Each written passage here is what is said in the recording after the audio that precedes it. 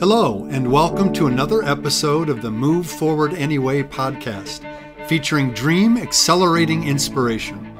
I'm Jeff Meyer, your host, author, entrepreneur, and coach.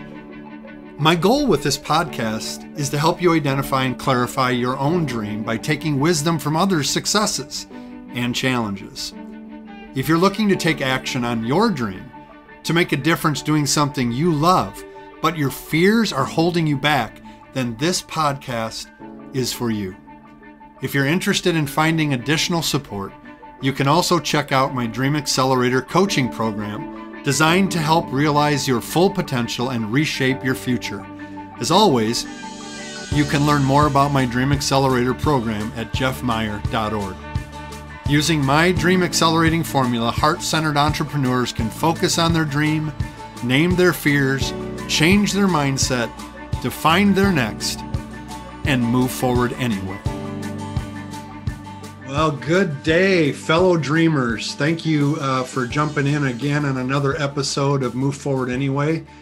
I love this podcast because I get to talk to some awesome people and just hear about their story of their entrepreneurial ventures and where they're at in the journey and the struggles and the joys of it. And today I am ecstatic to be talking to both Micah and Emily Powers because this is, even though it's a lot of Micah's work, this is a team effort. And I think it's really cool to talk to entrepreneurs and begin to understand that when you have like a partner, you have a husband or wife that's in this with you, they're in it with you, even though they might not be doing all the work. Their support is so incredibly important. So Micah and Emily, thank you so much for joining me on my podcast. Why don't you introduce yourselves? Where are you sitting? And let's just start with that and then tell us a little bit about yourselves. So to start off, we are in my shop where I tinker and create, as you mentioned, but it's also my garage. So there's a lot going on in this space. And so we're hiding some of it behind our lovely blanket wall here. I'm a 32-year-old dad who's been married for almost 9 years. It'll be 9 years this year, which seems way too far gone, too fast. And yeah, I like to disassemble and create and build, and I enjoy that whole process in a lot of different mediums, but the one that's become most prevalent for me has been leather. And I'm here with my lovely wife and partner, who I will allow to introduce herself. Awesome. Thank you, Micah. Yeah, and I'm Emily, Micah's wife. I work full-time at the church at Christ Memorial as a youth and family person, but I primarily am mom to our two fabulous little children who are 5 and 7. And I'm the one who helps keep Micah's dreams moving and yet also in check. Very true. Very true. Wow. So tell me a little bit about that. The Swift Fox Leather Company. Emily, I just want to pick up on what you said. Tell me, or maybe I should ask Micah. I'll just make this a free conversation. You can either one respond to this. How do you encourage his dreams and how do you keep them in check? Yeah, go for it. Well, encourage them when I try to give him the space to do his dreams, and I try to not stifle them. Like when he has a good idea and he's excited, I want him to go for it. And I'll say, let's get those materials. Let's figure that out. And in check, meaning he has a lot of ideas. He has a lot of ideas. He's a big dreamer. So sometimes it's just a matter of helping him focus on the next steps for one dream at a time. Yeah. And not doing all of them at the same time. There's lots of projects that come through my brain. And the whiteboard has been a help, at least to get things off my mind and onto the whiteboard right away so I can go back and refocus on what's at hand. But it's definitely an ongoing issue for someone like myself who likes to do these things and make. And sometimes I don't have all the tools available immediately, and I'll get partway through a project and realize there's just a part of this that falls short of my idea, and it goes on hold, and we wait until the time that it's possible. But yeah, she's been a great encourager. This whole Swift Fox Leather Company wouldn't have happened without her encouragement, to make it into something that will hopefully eventually be a profitable endeavor. We both still work full-time jobs. So managing the time with family and a home operated business can be challenging and limiting at times, but Emily does a fantastic job of giving me that space to be out here in the garage and create. And summer's coming up, which is really nice because I have a good view of the front yard and our whole backyard is park. So I can be out here all day long while the kids just run around and get work done in the garage. So summer is typically my time that I'm able to get out and get more done. So it's been nice to have that. Yeah. And being in Wisconsin, those summer months are just so precious, aren't they? Yeah. It's so much easier to do what you're doing with the door open than it is to have to close it because of the snow. There's so many things that you just said that I want to just pull out a little bit, like the whiteboard.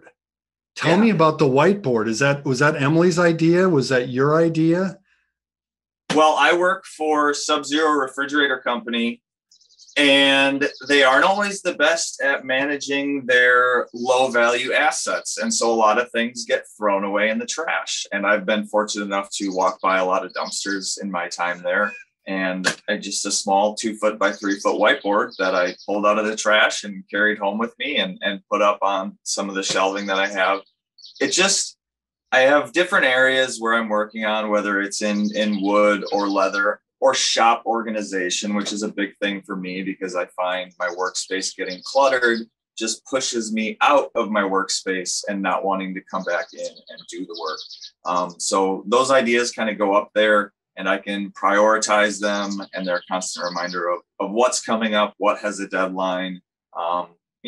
It gives me an area to sit and look at and dream about ideas of how to make something happen. So it's been a great organizational tool to just be able to put those things down. I know a lot of people that might use their computer a lot more will use, sticky notes on their desktop, which is another great idea. I mean, for other tinkerers, makers, and entrepreneurial people, getting those ideas written down so that you have the headspace to continue on to the next thing is a great help. And it's helpful for me because I can, instead of telling him that I need something created, I can just write it on his whiteboard, and then he won't forget. And then I'll go find her and say, hey, what's this that I made? What's this about? Yeah, that's good. You guys have found a system of prioritization and organization that works for you. I think that's so, it seems granular, but in terms of this conversation, but I think it's so important because entrepreneurs, sometimes in the productivity world, we know we need to be more productive and more organized. And we buy into someone else's system, like we have to do this, or you got to get this day planner or whatever. And then you feel stuck because it doesn't work with your personality or who you are. So I love that you have found something that works for you. And it can be as simple as pulling something out of a garbage heap, putting it on the wall, and making it work for you. I just think that's great. Now, I want to go back and ask this question. So you have tinkered with a lot of ideas. You have not only tinkered with a lot of ideas, you have actually pursued a lot of ideas. I'd love to hear Emily and you just kind of the fun journey you've been on in your 9 years of marriage. I can't believe you guys have been married already 9 years. That's crazy. Yeah. Some of the ideas that you've pursued, like I know the mushroom growing and the mushroom pursuit. So anyway, tell us some of these ideas that you've pursued. So she's got a pretty good list in her head. Yeah, she does. Yeah, I have unique interests. He has pursued a lot of different things. Some are just because they're interests of his and he's curious. So mushrooms, he loves foraging for mushrooms. And so when he pursues an interest, he just learns more about it. That's what he reads about. That's what he watches videos about. Yep. From that has come a Facebook group that he started that has, 10,000 members. I think this September, the group will be 4 years old and we are at just over 15,000 members. Oh my gosh. with any, it's a really great group. It's called Wisconsin Mushrooms. If you're watching this and all of a sudden you're interested in what foraging is like. And we've got some really great knowledgeable admins and moderators in the group that can help with identification. It's a really laid back group. We keep things mushroom related. We try to stay on topic and not deal with any of the extra that social media brings. So he grew them in our house. He was growing different kinds of mushrooms. We go foraging for them at times, but really his niche in it all has been connecting people with the same interest. And so that has been really fun. He loves gardening. So he got his master gardener certification. I took the University of Wisconsin Master Gardener program. And through that, he grows cacti. He is well equipped to help people with gardening stuff, but that wasn't a career path he wanted to pursue necessarily. No. What else? So cacti, mushrooms, leather, woodworking, board games. Those are some of my like top 5 probably biggest interests, I would say. That's a good list of 5 for me. He's tinkered with carving and you've painted different things, but you've painted houses. You painted my old house living room area, and remember that? That was a long time ago too. That was a long time ago. What about these little caricatures, the little army people or the figures that you paint and created? That's part of the board gaming hobby aspect. Is I do play some games that are miniature wargaming systems that have little tiny plastic army men essentially that cost way more than they should, but take hours upon hours to paint if you go into detail. And so that intricate creative process is a good way for me to de-stress. In my view, those things that force me to focus extremely intensely are relaxing. So I take that time to sort of clear my mind and get into a little bit of that flow state where I'm working, and sometimes it's a cause of frustration because I'll be out in the garage working or inside painting, and all of a sudden 2-3 hours have gone by and it's time for dinner and the kids are going crazy.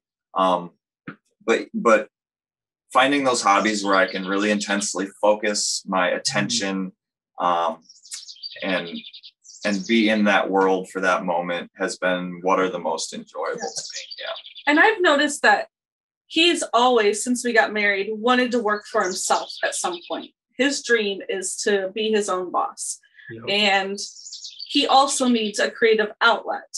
So he's tinkered in a lot of areas that are good hobbies, but leather was the first one that came up where we saw potential in him being able to make that his own business on his own at some point. The rest didn't have they're good hobbies, but not a good income potential. Right. They cost a lot more than they have the potential to bring in. So I was going to ask, how did you land on the leather making as a point of actually, okay, let's pursue this and see if we can make a living doing this? Why that particular focus? So I don't remember the exact thing that triggered my interest or desire to do this. It was probably just my wallet falling apart repeatedly. I would buy department store wallets here and there that say genuine leather on them, and I'd use them for 12 or 18 months, and then the pockets start tearing out, the seams are ripping. Like this one that I just had to order a new one that what I should have done is I shouldn't have ordered the new one. I should have called Micah at Swift Fox Leather Company. Had you make me one? If you have something that you like, a particular design or layout or holding capacity, those are definitely things that can be integrated into a remake or a new design.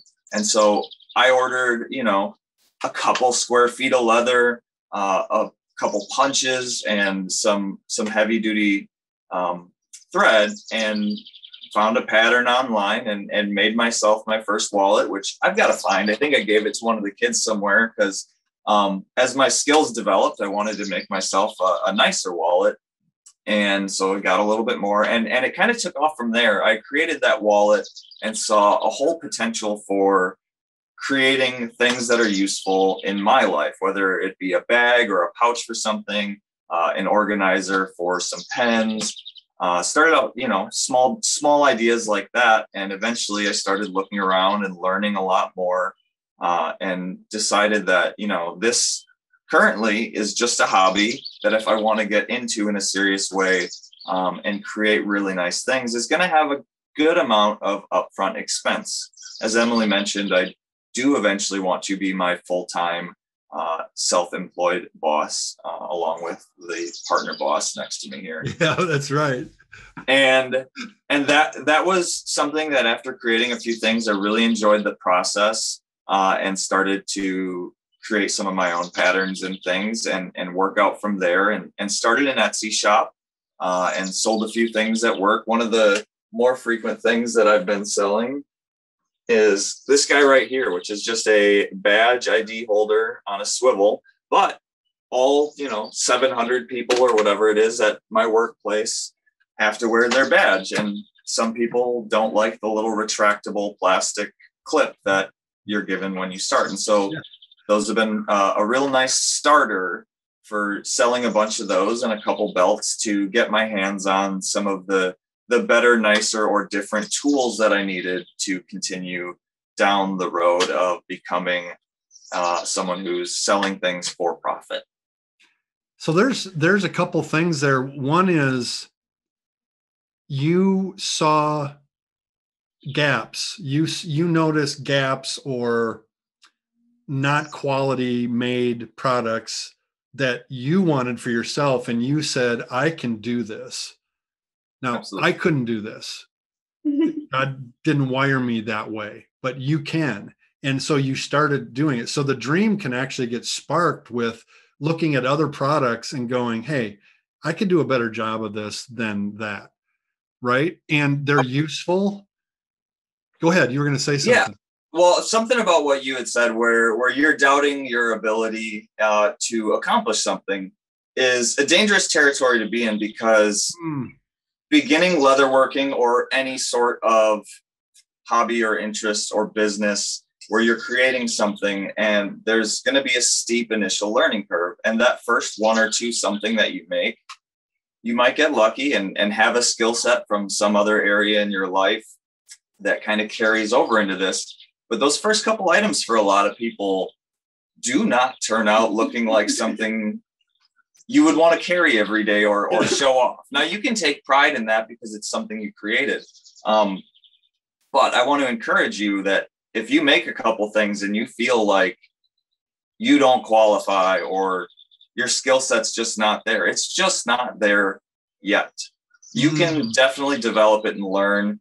YouTube is a great starting point. There's a lot of people who do things as in the world of leather for teaching and any other craft. So I recommend that as a resource for learning and continuing down that path. Sure. Micah spends more hours learning about his interests before he does anything.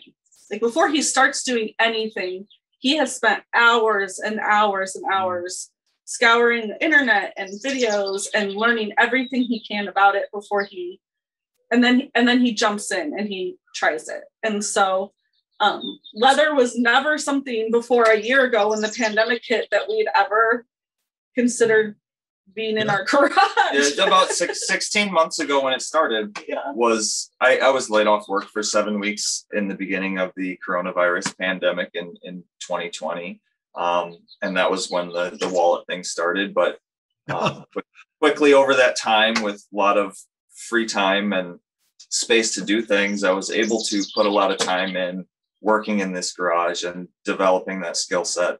And improving my craft, which was a great opportunity, because had I not been forced off of work for 7 weeks, which, by the way, I figured it out is the longest time since I was 14 years old, that I haven't been working. That's the most time off. Without that, I would have probably never taken the time to develop this into what it has become.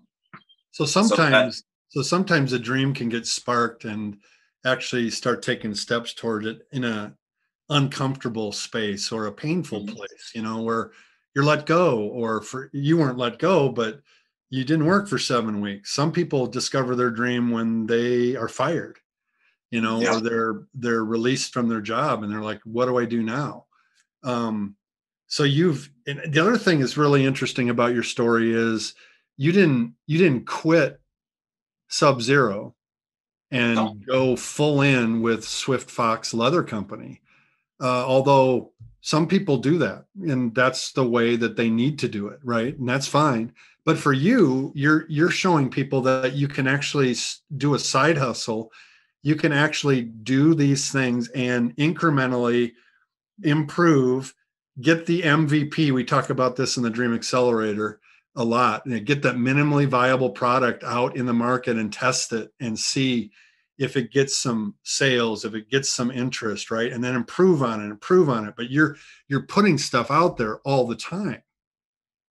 Well, that's been a great benefit, was to maintain and Emily maintaining her full-time jobs. It might be harder on the schedule, but the financial security and stability that offers to get started and not feel like my entire family's well-being is dependent on this working out, because that puts me in a desperate situation. And from my past and my history, I know in desperation, I don't make the best choices long-term. I see right out in front of me, but not much past that. So being able to be in a more comfortable space regarding our financial situation has allowed us to take more risk, I would say, as far as investing in this, than I would have been comfortable with had I just jumped into it. I would have felt a whole lot greater need to make a whole bunch of money back real fast so that I can pay for our living expenses and improve the business. Whereas maintaining our full-time jobs, we sacrifice time,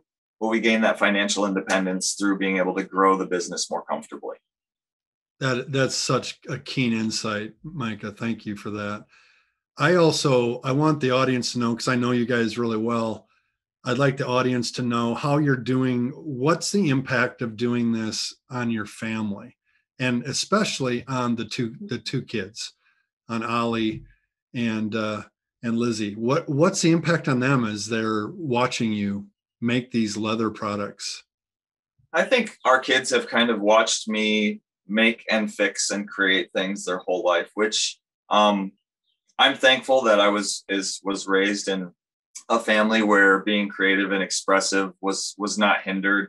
I can remember taking apart VCRs and other electronics and stuff when I was a kid. VCRs, Yeah. Some of your viewers, I don't know. VCR. So that's been something that I'm grateful to have the opportunity to teach my kids, is just the willingness to take the time to fix something or make something quality or repair something. Because like most of the furniture in our house is either secondhand or cheap particle board stuff, but there's a couple really nice pieces that we've either gotten that were, something my grandfather, who was a woodworker, made, or a bench or a table that I'm working on, that I hope will last, generations and be fixable and be handed down.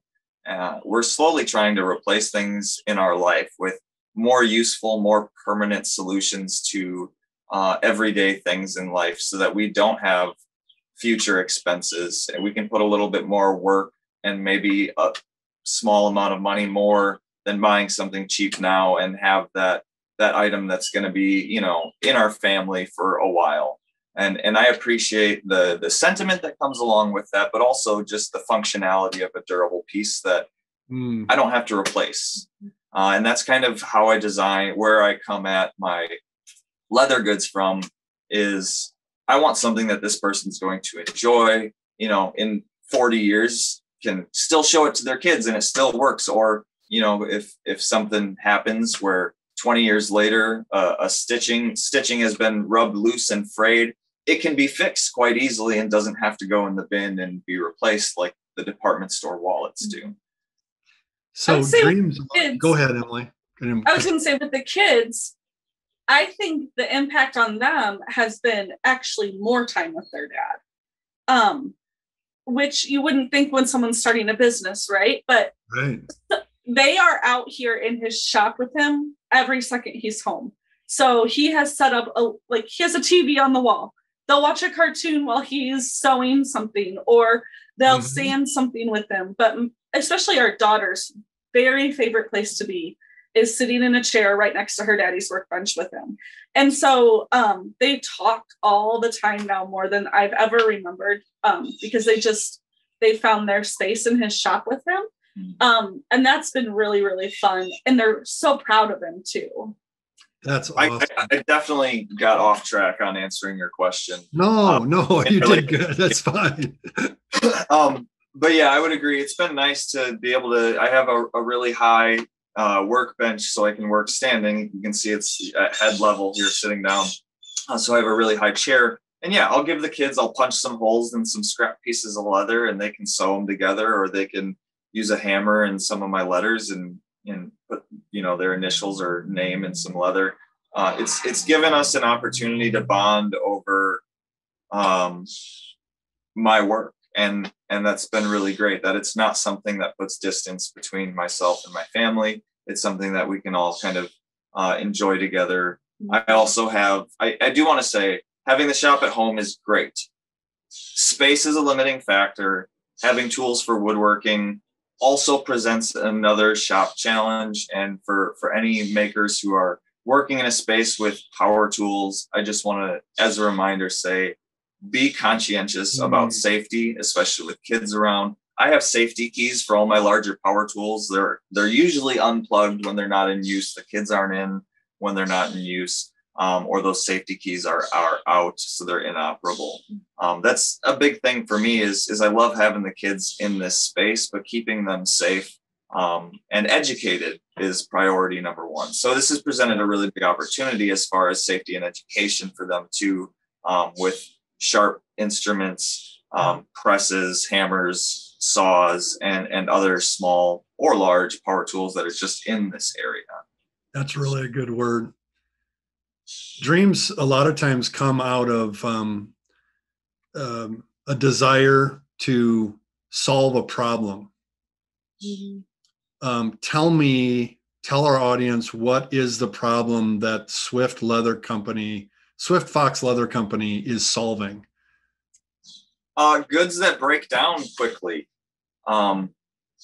and custom one-on-one interaction where we can personalize something to your needs. So when you go to Kohl's or Coach or wherever else that you're buying your bag, your wallet, your belt from, you're not going to get it fit to your person. It's not going to be a bespoke item where if you want this number of pockets or to hold this certain pen, we can work with you to make that happen so that your piece is custom to you. It's exactly what you need and want, and is going to be functional for hopefully a lifetime. All the things that I make and sell out of leather, I offer a lifetime guarantee on the craftsmanship and the leather. So if something should happen, a tear, rip, a rivet come loose, stitching come loose, all you got to do is send it back. We'll repair it and send it back to you. So I want that guarantee to never be needed. I want to create those products so that I don't get anything back. And if I am, that's showing there's an issue with either the way something was designed and it needs to be reworked, or the materials, or potentially the craftsmanship. And so it might be my skills that need to adapt and learn through that process. Fortunately, I haven't had that happen yet. I had one guy who bought a belt and then gave me the wrong size or something and sent it back, and I had to make him a new everybody one. Everybody who's watching this, that's me. I should go get the belt. It's awesome. I love it. I can't wait to get more products from you, Micah. So thanks for backing your guarantee and getting me a belt. Absolutely. That's awesome. Yeah. So a lot of times in the dream pursuit, there's a hesitancy that needs to be overcome. There's some way that fear is showing up. It's showing up either in self-doubt or distraction or discouragement. Sometimes despair creeps in because you've tried other things and they haven't worked. Talk to me, and Emily, jump in here too, because I'm certain that you've had some of this show up in your life too, as you watched him find his way to this space, Yeah. and to pursue this particular part of his dream with the Swift Fox Leather Company. What kind of fears have you dealt with? And that, you know, the podcast is named Move Forward Anyway, because I really believe that we don't overcome fear. We don't eliminate fear. Fear is a human reality that's a renewable resource that we can use as fuel. So let's bring it along with us, move forward anyway, in spite of it. Tell me about some of the fears that you've experienced through the years. I'll definitely let Emily go, because her not me perspective is a lot clearer than mine on this. Yeah. I think that my fears all along this time we've been married have been the fear of him not settling into something. And so it's taken a lot of experimenting for him to settle into something. And I've had to move through that fear of, is he just going to keep wandering in his pursuits of what he wants to do? And so, but I've still tried to give him the space to do that. And he has landed somewhere. But I see his fear come out in not wanting to showcase or push his products and the things he can make as much. So I'll say that needs to go on your site. We need to get that made. And then he'll have doubt in the quality of the product, or if somebody's going to want it, or if it looks right, or if he's a perfectionist by nature. And so then I'll have to convince him, no, that's something we need to put out there. Because it is good. Or the idea we've recently started just initial conversations about maybe selling his goods in town at some places. And so I know he has a fear of, maybe, I mean, I'm assuming, like, are people going to buy them? Are they going to be good enough for people? Yep.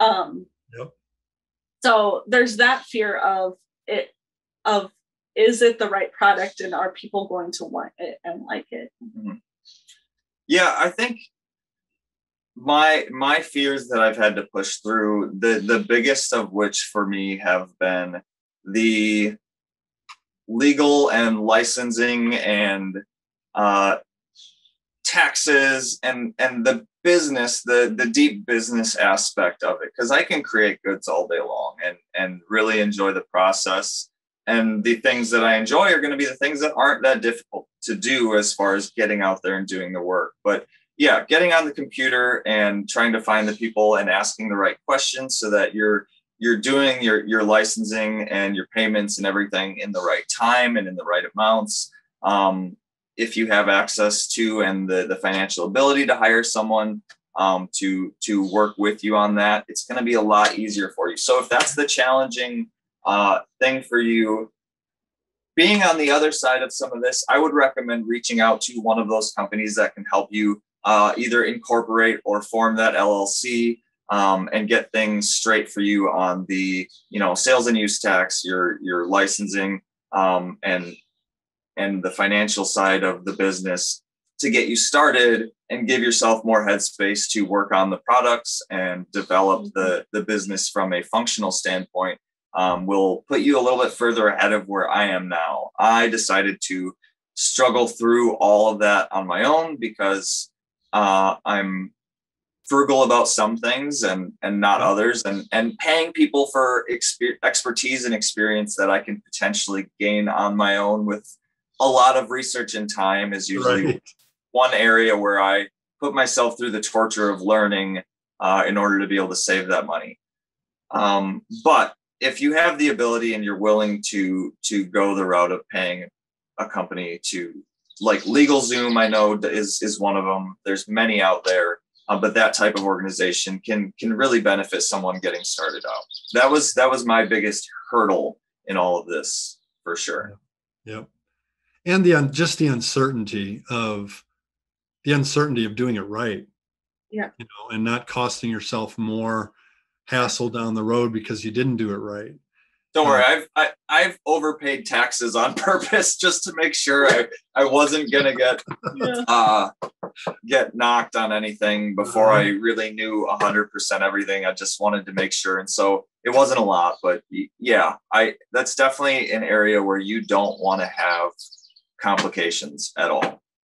I think another area of fear has been, maybe it's not fear, another obstacle, but it could be fear, is when I like ask you to make a product that isn't on your radar as something you would use or know or want to make on your own. Sure. Like the little clutches that we're making, right? That was a new idea that you wouldn't necessarily have come up with on your own to make. And so then it's getting your head wrapped around a new style or a product that you personally wouldn't use or need on yourself. No, it's absolutely been beneficial to have a partner with a female perspective on products and design and development too. Absolutely. That's an area where I clearly lack and fall short is the female perspective and desire for products that might be useful in their everyday life. That's not to say that some of the things that I come up with on my own aren't functional for everyone or anyone, but that's been helpful for sure. Yeah. So when those fears arise or the obstacles come up, how do you ultimately get to a place to move forward anyway? What are some of the, so you rely on Emily to really encourage you and to push you. Yeah. I don't want to say rely, but that's why having a partnership with my wife is really great, because in our whole marriage, I feel like we both sort of complemented each other in a lot of ways where we might be lacking or need to grow. And so having a partner who can be that from the business perspective and push the things that I don't want to focus on because I want to be doing something else is the biggest way that I'm able to. And she is, from my perspective, wanting to encourage me in our life and grow the business and help me maintain that. And so hers is, I want to help Micah succeed. I want this business to do well. And, this is something that maybe needs to get done, or she'll be, my reminder on something, which has been really helpful. Awesome. And I think my fears, how do I push forward with those? Faith, trusting that God's got that for us. But also being willing to step back and let go. His dreams are his dreams. And I don't have to worry about the future of his dreams because he's the one working through that. I can come along next to him with his dreams. Yeah. But it's not mine to own. And so there's freedom in letting go of results and just letting a journey happen too. How do you let go? How do you get yourself to a place to let go? It's not always easy. There's a lot of talk in my head that I've learned about that. And that there's pursuing my own interests is really important so that I can let go. And we are learning every day how to communicate better. So when I'm feeling fear or overwhelmed or that I need more time with him or whatever that is, the more we talk about that and understand each other, the easier it is. Yeah, the communicating needs in a relationship always extremely important and beneficial for both parties. So the business has helped us grow, I think, in our personal relationship because, if we have to have a conversation about something regarding Split Fox, we're also probably having conversations regarding our everyday life. And so having more means for being forced to communicate, because we have alternate schedules where she works primarily during the day and I work second shift. So we're during the week sort of missing each other and seeing each other briefly for a large part of the day. And then on weekends, we sort of come together and all those work week, hectic, busy, everyday things might kind of fall back or be forgotten about. So having those, midweek conversations at that time to communicate has been really helpful in regards to growing the business as well as improving our relationship and our communication. In one of our recent Dream Accelerator sessions, someone pursuing their dream is struggling a bit to find the name, to name their business, to name their venture. And I love the name Swift Fox Leather Company. Tell me where that came from as he picks up his mug and I don't drinks even out of know. the Swift Fox mug. Good timing, Mike. This is new information even for me because he just came to me one day with the name. Okay. Where'd it come from? Well, there is actually a reason behind it. As a kid, I was trying to think, when have I experienced leather? Like, what was the first memory or thought of experiencing something made out of leather? Now, I don't remember what age I was, but at some point, my parents decided that me and my two brothers had earned the responsibility of a dog, and his name was Bruno, and we got him from a pumpkin patch near Sheboygan, Wisconsin, where I grew up. And he was a smooth fox terrier, smooth, not swift. Okay. So the collar that we got him with was a leather and brass collar. And that is my earliest memory of anything leather that I could ever think of. I mean, my dad probably had a couple items or a briefcase that was made out of one, but that was like our childhood dog. And so I wanted to start out this business as something simple to get some products out there, test my desire and ability to pursue this as a business. So I started with initially making leather dog collars as kind of a tribute to my childhood dog, Bruno. And this is almost like a replica of the one that he had. It's a little bit lighter in color, but that is the reason for the name. And Swift Fox, I've always been enamored with foxes.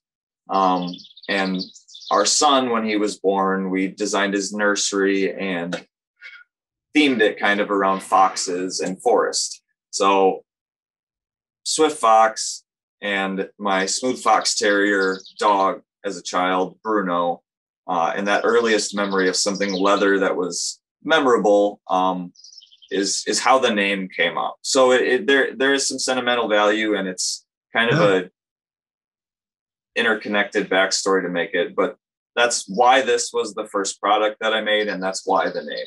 That is really cool. I was just working through one of the exercises with our Dream Accelerator to try to help people clarify their dream. And one of the things I do is I help them go back to the genesis of their dream. Like, where did it start? And, what was the kind of the moment that sparked it for them? And I love how in your story, you went back to the first experience that you had with leather. Mm-hmm. And from that, not only do you get clarity about what kind of gifts to make or products to make, but you found the name of the business. I think that is just so awesome. That is really cool. So show us some of you've got some stuff laying up there. You showed us the dog collar. Show us some other things that you've made.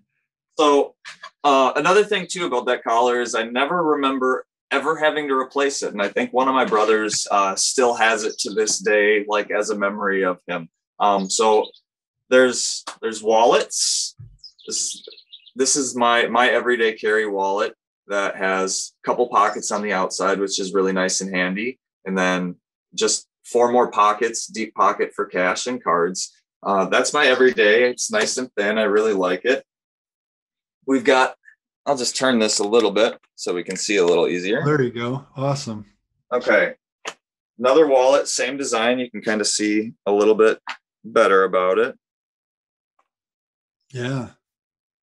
And these are things that, they're all hand stitched. I don't use a sewing machine on everything. So I punch all these holes and saddle stitch this, which makes it easy to repair, highly durable. And I love your logo. Your mark is really cool. Thank you. Some personal items that I've made that I have really enjoyed are these hats. I think that's great. So I made my dad a matching one for Christmas that matches this one here. Yeah. That's sharp. I've been using this leather bag every day for a year, and I've never had a bag hold up as nice as this one has. I know that's me speaking about the things that I make. I've never owned a leather bag before, but I use it for work, throw it in and out of my car, up on the shelf, all over the place every day, and I have not had a single issue with it. There's so many pockets. There's lots of pockets. There's so many pockets. I'm like, dang, that's great. Zippered down area. It holds a 15-inch laptop. So this is something that I do need to get listed on my Etsy shop. And for people who might be interested in a larger item like this is entirely customizable from the bag leather itself and type to the strap color, if you want contrasting or not. So people need to know that we can work with you and create exactly what you want or need. We can size belts and collars to your specific needs. My sister just asked for a leash for their little puppy that had 2 handles on it, so that they could hold the puppy closer to them or further away. So, but my favorite is when he adds liners to things, because he can add a little bit of color or personal touch. Like this wallet has just a little bit of a fun inside to it. That's where I come in. Yeah, that's really cool. I love it. You know, and just small, handy, everyday items, zipper close. We need to get you and Allie, my daughter, connected for Sage, her dog, getting her a leash. That'd be cool. Absolutely. Yeah.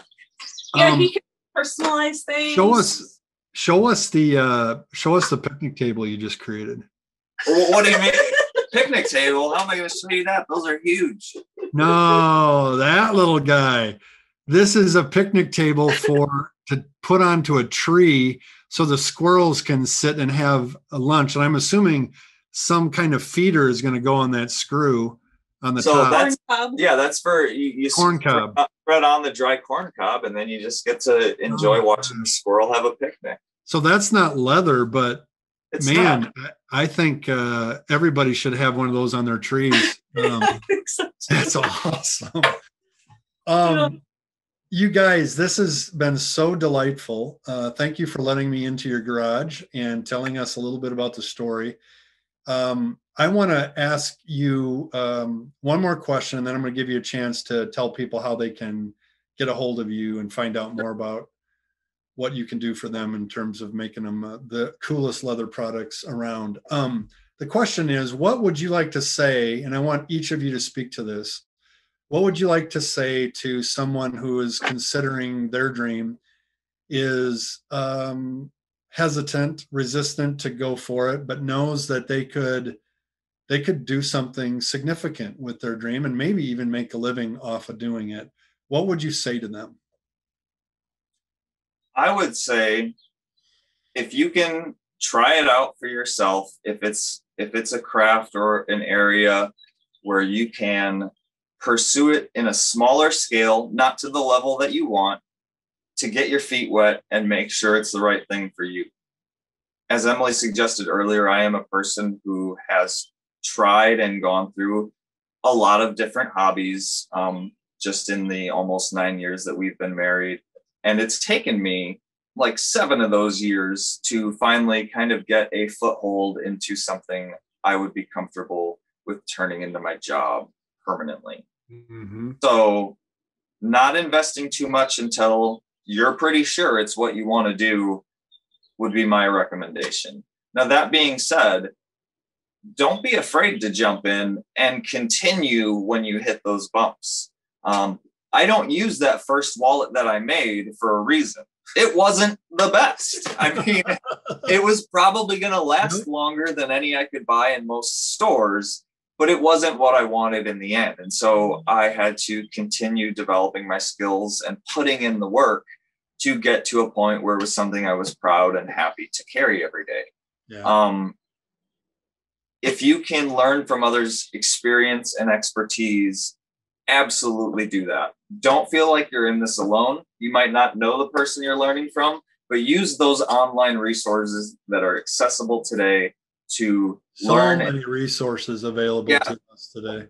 And free. I mean, there's plenty out there you can pay for, But if you're just trying to find your way or trying to get that initial start to get through the door of creating that business, do it.